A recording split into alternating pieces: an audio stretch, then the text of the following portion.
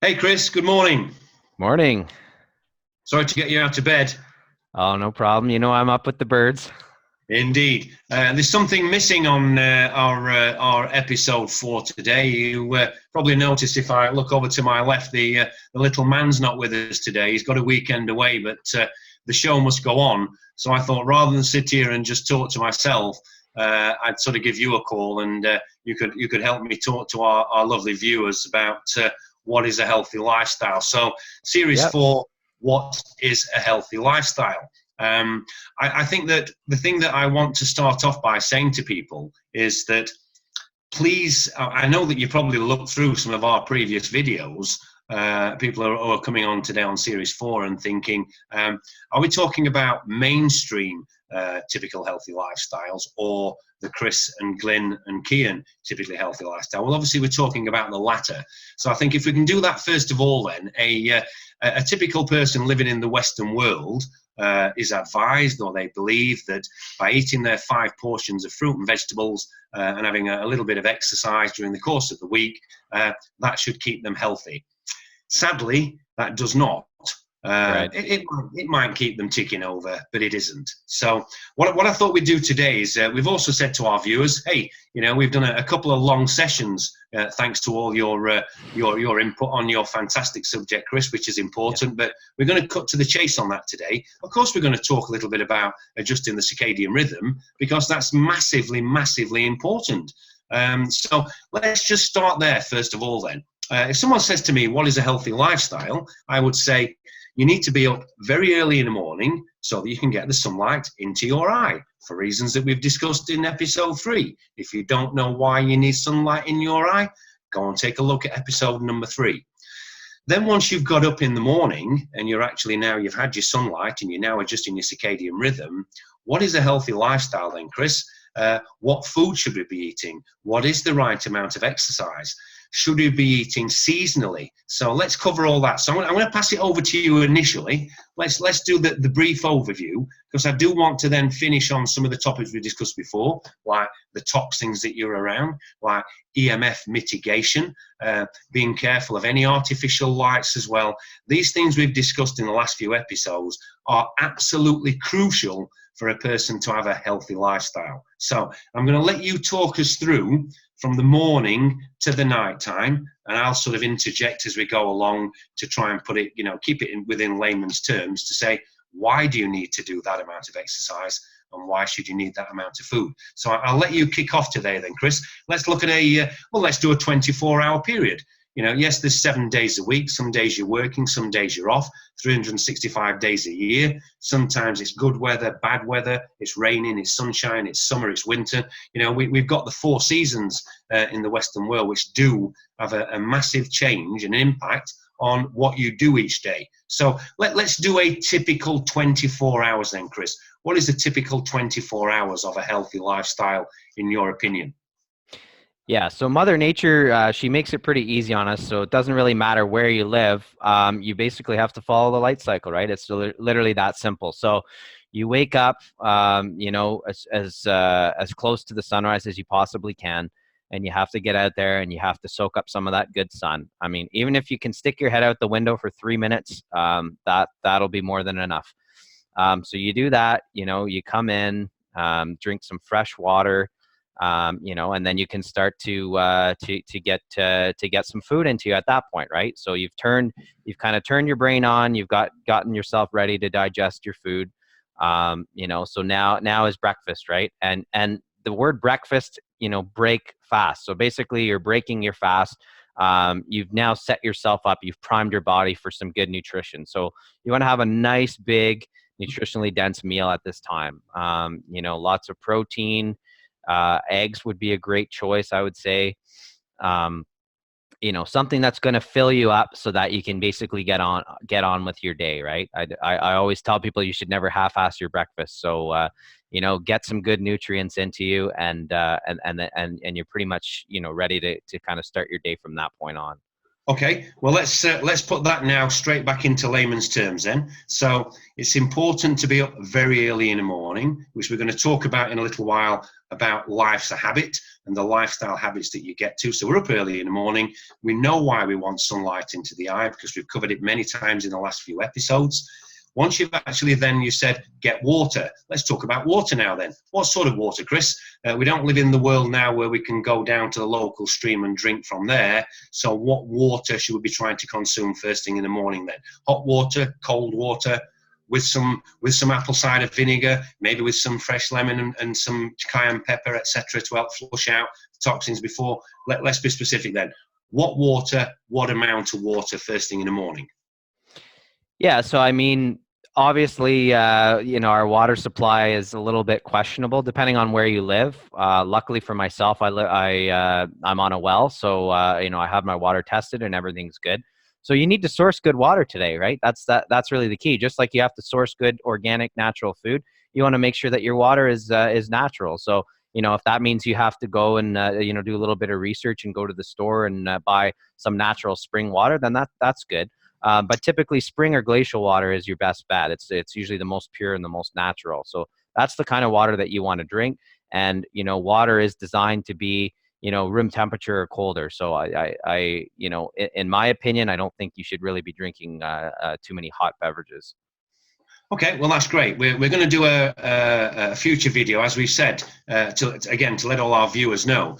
There's a reason why we've done a couple of intense videos with your good self, Chris, over the last, because it's important people have a good understanding of how the body is functioning. But we are going to do a series purely on water.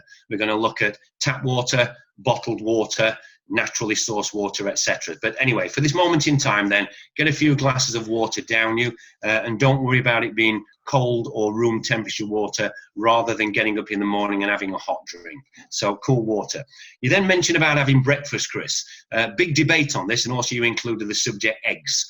We won't do the egg thing today. Eggs are good for you, eggs are bad for you. Should you have 1 a day, 4 a day, whatever.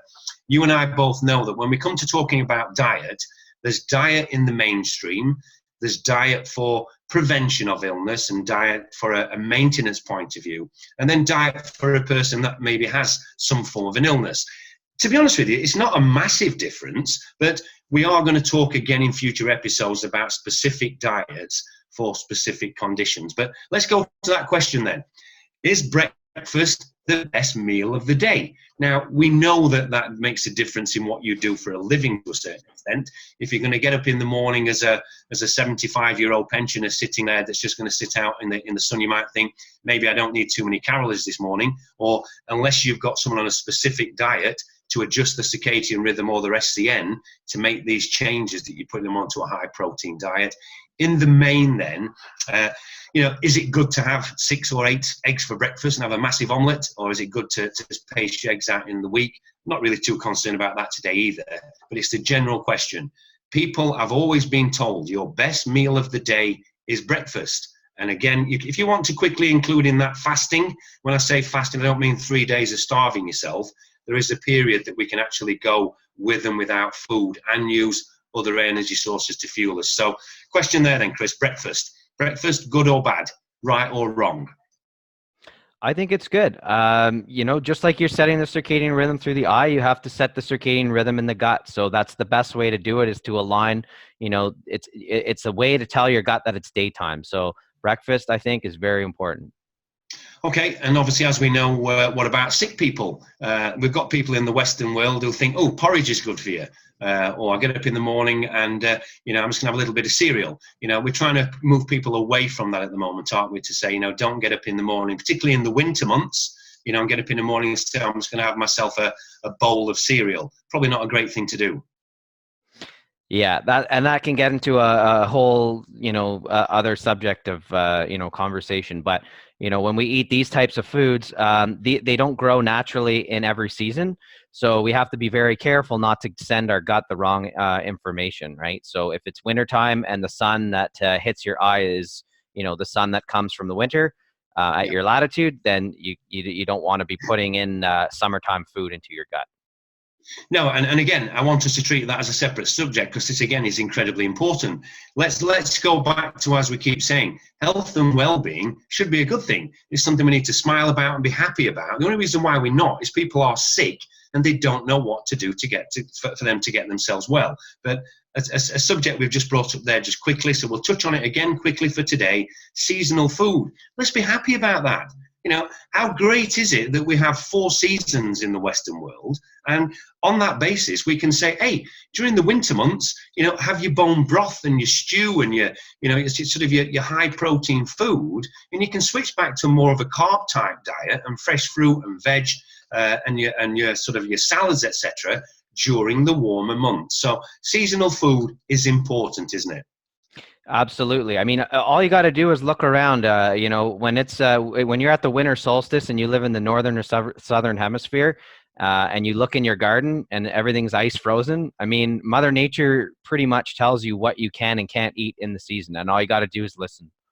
Yeah, and one thing that you mentioned there as well, I'm just using you as a sounding board. You mentioned about digestion. We're going to talk about leaky gut syndrome in future episodes, but the most important point you made there, because I remember this from episode number 3, which was, if you get up in the morning and you do not get sunlight in your eye, what's telling your body that you're awake, other than the fact that you've got out of bed and wiped your eyes and yawned, is that your brain and your, as we say, we're using the word again, the mitochondria and the circadian rhythm and your SCN, they're all looking for a sign. And what you're saying is, hey, I've seen the sunlight in my eye, so therefore I'm awake. Now that I'm awake, you can feed me and give me some fuel, because we're not grounded. We're going to be moving around all day today. So the reason why you mentioned the word digestion is, if you haven't seen the sunlight in your eye and then you eat first thing in the morning, your body's saying, where's this fuel come from? So it's not going to digest it as well as if obviously you've actually started your day correctly by getting the sunrise in your retina. Agreed? Yeah, exactly. So when you eat food in your gut and you haven't seen the light yet, basically what your gut is now communicating to your brain is, oh, it's daytime. And then your brain is saying, no, it's nighttime. Exactly. So we're going to finish today's conversation, obviously, on that subject about what happens when it gets dark, because the problem, again, living in the Western world is that, you know, we have such fluctuation with sunrise and sunset. You know, we've got that problem obviously coming at the end of next week here. You know, it's I think summertime starts, and therefore our clocks go forward, I think, which means I'll lose yet another hours of sleep, especially obviously I'm obviously practicing adjusting my own circadian rhythm working with you. So one other point you mentioned there, and some people might say, well, why is this about a healthy lifestyle? You mentioned obviously about the sun. We did touch on this before, and let's do it again. Sun cream and sunglasses. You know, again, we're taught, you know, when the sun comes out, put some sunglasses on. No, let the sunlight get into your eye. And I know we've talked about extremes, Chris. If you live in Iceland and you're freezing cold and you take a flight to Johannesburg and you jump out the aircraft, take your shirt off and sit in the blistering sun, you're going to get sunburn. We're not saying that. What we're saying is, don't wear sunglasses 24/7. You might think you look cool, but it's not doing your health any favor.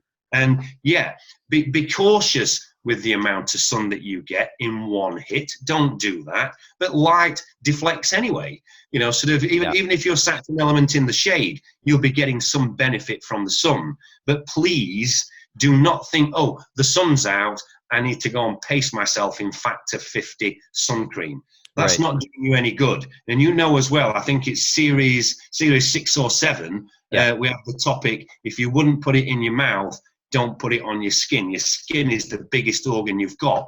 I mean, again, massive subject there. What are you washing your clothes in? What are you washing your body in? You know, if your body is breathing in fresh air, which it does, your skin breathes in the air and the oxygen, as it does takes in the sunlight, as it takes in the water that you're covering. If you're swimming, for instance, you might be swimming in a chlorinated swimming pool. You know, you're taking all these things in. So please don't cover yourself in sun factor 50. Be sensible with the sun, but you need exposure to the sun. When I was a child, Chris, I mean, so when I was 50 years ago, I don't think suntan cream existed. But guess what? I don't have skin cancer today. I was out in the sun every day. You know, every time I finished school, or if it was at the weekend, my shirt would be off. I'd be out playing football, and the sun was blisteringly hot. but I didn't get a sunburn, and I certainly don't have any skin cancers at the moment, I don't think. But that's because I got exposure to the sun, Right. not because I didn't. Exactly. I mean, it's all about adapting, right? And that's why I'm such a stickler for getting that morning sun, because you're getting out there before the UV comes out. So you're getting your system preconditioned to deal with the sun as it gets stronger throughout the day, and that's really the key. Exactly. So we've had our breakfast, and now we're either going to go to work, or it might be a weekend and we're going out and about. It's common sense, if you're going to get out and about, try and get out and about in nature. If you're going to take your dog for a walk, instead of taking him around the block, take him down to the local wood, because we've discussed about just interacting and being in nature, because what nature provides to you. So let's look then at these two situations. Let's imagine that you've got a weekday, a Wednesday, and you're going to work. And let's imagine then after that you've got a Saturday and you're going for a walk in the woods then. Let's have a look at your exposure to your environment, and again the food that you're eating then. So what's the difference in a person that's, without sounding facetious, going to go to work all day, and a person that's going out in nature, and what food are they going to eat? And if you want to build into that what we've agreed on with fasting, this idea of that you need 3 meals a day, 3 square meals a day, plus you're allowed to snack in between, and then have a supper and another snack in the evening. That's maybe four meals a day and 2 snacks. You might think that you need that in the life that you're living, especially if you're a busy person. Oh, I need some more fuel. I need some more fuel. It's Right. actually having the opposite effect, isn't it? So back to you again, Chris. Yeah, so let's compare the two individuals. So the one, on a Wednesday, you're stuck in an office building, all day long, versus it's your day off and you can go get outside in nature. So the crazy thing is, our body, energy is energy. So whether we get that energy from food, whether we get it from sunlight directly, whether we get it from the fresh air that we're breathing in and the water that we're drinking, it's all the same once it enters our body. So you can imagine the office worker. He's stuck under artificial light. He's not out in the sun. The air quality could be pretty bad in the building. So this person's going to be losing energy. So it's no surprise that this person's going to be starving by lunchtime, and they're going to need to eat some food. On the contrary, you have this other person who's taken a nice walk in nature, getting the sunlight on their skin and through their eye, absorbing that good energy, breathing in the fresh air and the oxygen to help them burn, the foods that they ate for breakfast. They're not really going to be hungry because they're getting all their energy from nature. And so they could probably skip lunch altogether. I would say so, for sure. Yeah, and I think that, again, you brought us back into this false lifestyle, which is, if your energy is depleted due to your environment, your working environment, and furthermore, possibly the stress that you're suffering in an office working environment. And again, we're only talking office workers here. We're not talking manual construction workers, of which a lot of them I hear are quite depressed due to the pressure that they're under now in the construction industry. Right. The two things I mentioned there then is that, please go out and walk at lunchtime. Yeah. So when lunchtime comes, at least try and get out. I mean, I know that probably if you're living or you're working in an office environment that's in the centre of the city, there are still green areas. It does make a difference. And I think that one of the things that you and I have discussed many times before, the little changes do have a massive impact. And people say, oh, you're not telling me a little bit more sunshine or a bit of a walk in the park or cutting out a little bit of that processed food is really going to make much difference to me. Yeah. Yes, it really is. It does. Really, really is. So the other thing as well then you mentioned there again is how to keep your energy flow going. Guess what we do, even if we don't get the right amount of food?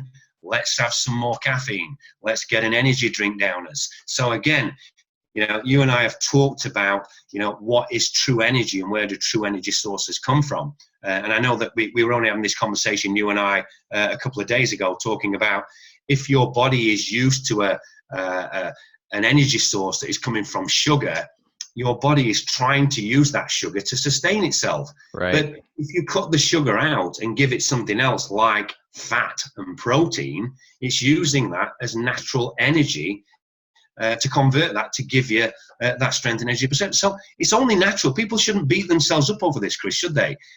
If you're finding yourself that you're putting an excessive weight on to the point that people call you obese, or if you're actually constantly drinking, sort of carbonated drinks or energy drinks or high sugar in your diet, whether it's coming from snacks or whatever, it's not really your fault. we are saying you do exercise and you need to exercise an element of discipline. Right. Your body truly is craving that. So until you can switch to a different lifestyle where it becomes a habit that your body really doesn't want it, don't beat yourself up too much. Your body is actually probably craving that next nicotine hit, that next caffeine hit, or that energy drink, or that sugar hit. It genuinely is craving it, isn't it? Yeah, for sure. So, I mean, obviously, I think we've talked about this before, that energy flow really is the key to, a healthy metabolism, and a healthy life in general.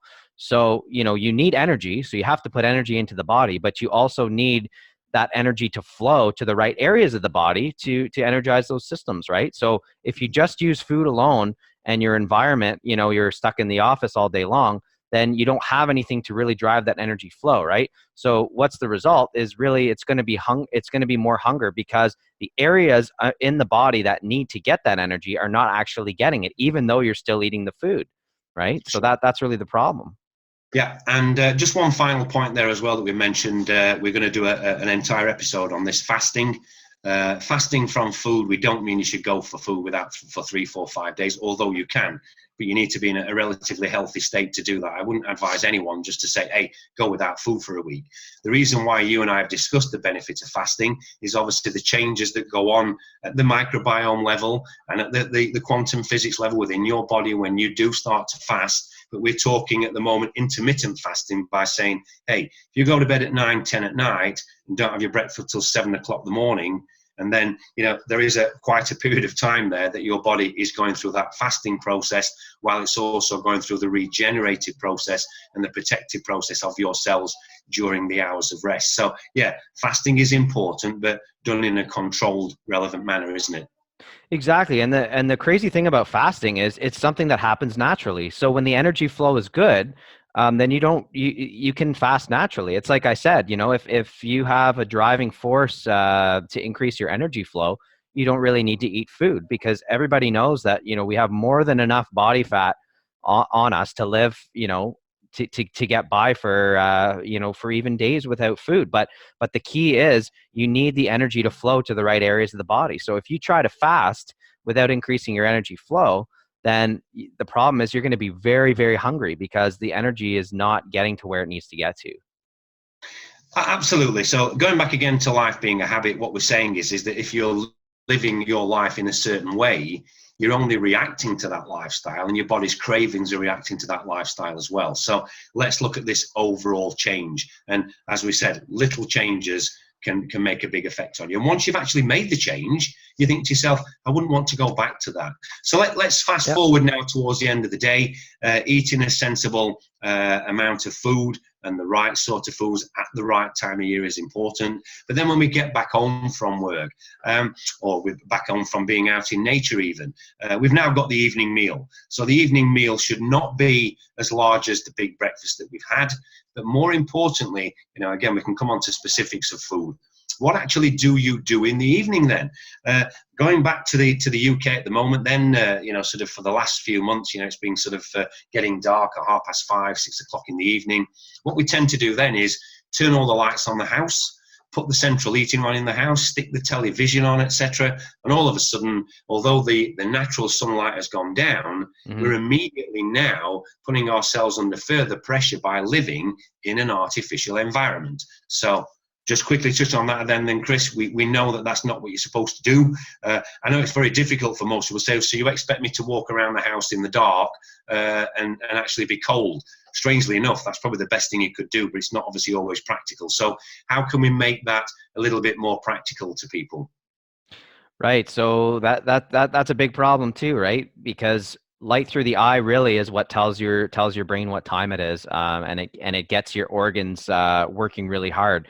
But your gut has already gone through its cycle, and it needs to rest. So any light through the eye is going to keep the brain stimulating the gut, and of course, you're going to start eating at nighttime, and that's not really the right thing to do, right? So we're trying to get into a fasted state and get ourselves ready for sleep so that we can regenerate that system. Because if you keep your gut going, if you basically keep your gut under more stress, you're not going to be able to digest your breakfast properly the next morning, right? So really, we need to we need to start to let our environment sink in to control our biology. There's some good news as well here on this, Chris, is that don't forget, for our viewers that are going to try and make these lifestyle changes with us, and we're going to talk about the quantum experiment in a moment, that we're going to offer to all our viewers to come and work with us and see what change is made, is when you've got up at 5:30 in the morning, 5:30, 5:45 at the sunrise, you might find that you start to be a little bit more tired come 8, 9 o'clock at night. So you should really be making further lifestyle changes at the other end as well. Whereas before you were trying to keep yourself going to watch the late night movie and have some snacks and chocolate or whatever to keep you going, that's when you were then getting up the following morning at 6, 7 o'clock really tired, or you weren't maybe getting up till 8 at 9 o'clock if it was the weekend.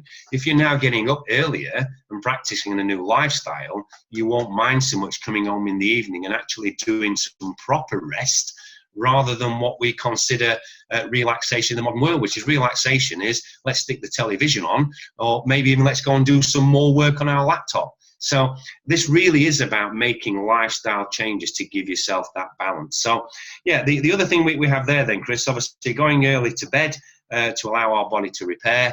And if you want to just quickly touch again, obviously on melatonin levels, why it's important to do that to obviously increase those. Right after about 4 hours of darkness through the eye, that's when melatonin peaks. So it obviously depends on where you live and what season you're in, but your body is designed to secrete its melatonin based on that light cycle, and melatonin is really what regenerates every cell in your body. So anytime you keep the lights on after the sun is set, you're shortening that melatonin window. So you actually are not getting the full regeneration you need. And yeah, maybe that might not hurt you after a day or two, but if you live this way year round, 24/7 for decades, I mean, it's going to start to become obvious now why we're starting to see these degenerative diseases, because we're shortening that regeneration period. Yeah, and two things there as well is that I want to cover on that point is obviously EMF. I'll let you do a quick 10 seconds on EMF, and then I want to talk about something we can do to actually help protect us, and that's blue block glasses. In fact, let me do blue block glasses first, Chris, because I know that you feel the same way as I do, that some of the things we're doing and talking about today to help people to make these massive lifestyle changes, which are quite simple to implement if you get it right, is quite pioneering, isn't it? And sometimes to be a pioneer, and I don't just mean you and I and other people that are trying to help people the way that we do, people actually making pioneering changes themselves. So wearing glasses in the evening to actually block that artificial light. If you want to cover EMF blue block glasses, obviously, as we said, you can do small things like leave your mobile phone away from your bedroom, turn your Wi-Fi off in the evening. Again, it's small changes. So if you just want to do a quick 2 minutes on that, Chris. Absolutely. So as we talked about, blue light really through the eye is what turns the brain on in the morning. It's what sets the circadian mechanism. So that's half the equation. The other half of the equation is when the sun goes down at night, there is no blue light, it's shifting towards red. And then when the sun's down, there literally is no light whatsoever. The problem is the modern technology, they're using the spikes in the blue range. So that is one of the most disrupting frequencies to melatonin and the sleep cycle. So absolutely, one of the best strategies you can do now is to, get yourself a pair of blue blocking glasses, in case you might happen to be exposed to any blue light after the sun sets. And you can actually protect your circadian rhythm and your melatonin secretion just by blocking that particular frequency with the glasses. And the EMF is the same thing, because, these frequencies hit the surfaces of our skin, and they get absorbed deep into our tissues, and they start vibrating all the cells, right? But when imagine when you sleep, you typically don't really move in your sleep, right? So you have to think about your body's made of trillions of cells. But if those cells are shaking and they're moving, how are you supposed to have that regenerative sleep, right? So it's a stimulus similar to being out in the sun or hearing noises, anything like that. Your cells are picking up that natural stimulus. So at nighttime, it's supposed to be quiet. It's supposed to be dark. It's supposed to even be a little bit cold. So any exposure to any of these frequencies that would create some energy that we absorb is going to lower melatonin and really disrupt that regenerative sleep cycle. So in short, put your blue blocker glasses on in the evenings and leave electronic equipment alone, basically. Yeah. You're not doing yourself any favors watching late night TV or working on your laptop or your mobile phone. Leave them all to one side. So right. Let's wrap up there for today then, Chris. That's quite a few things on healthy lifestyle, and quite pleased to say to all of our viewers, guess what? We talked about mitochondria again. We talked about SCN. We talked about the circadian rhythm. Absolutely, because it is incredibly important to actually get your body to revert back to how it wants to function normally. And then your body is in a better position to be able to cope with, even when you do things that are slightly wrong. Even if you do eat at the wrong times or the wrong type of food, your body can actually adjust to it better. So, time to put our money where our mouth is then, Chris. We said episode number 5, the quantum experiment, the quantum project. Really looking forward to this. So what we're going to do is at the next video, we're going to tell all our clients about, and all our potential viewers about, the quantum experiment. So it's going to give them the opportunity to join in and say, right, I want to make these lifestyle changes. I want to be quite clear that I'm doing it the right way. And let's see what a result we get from different people. So I'm not going to go into too much detail today. That's the next video. But it is open to everybody, young, old, male, female, sick, healthy. And let's actually see if by people doing this for a month and committing to making these simple changes, how that improves either their illness or their general energy levels. So as we promised, a quick video today. We're going to keep doing these short videos now on individual subjects. So I shall leave you to get on with the rest of your day, Chris. Thanks for joining us. And next time the little man will be back here with us. I look forward to that. So thanks again for today, Chris, and talk to you soon. Yep. Thanks again for having me. Cheers. Thanks for your help. Bye for now, Chris. Bye-bye. Cheers. Bye.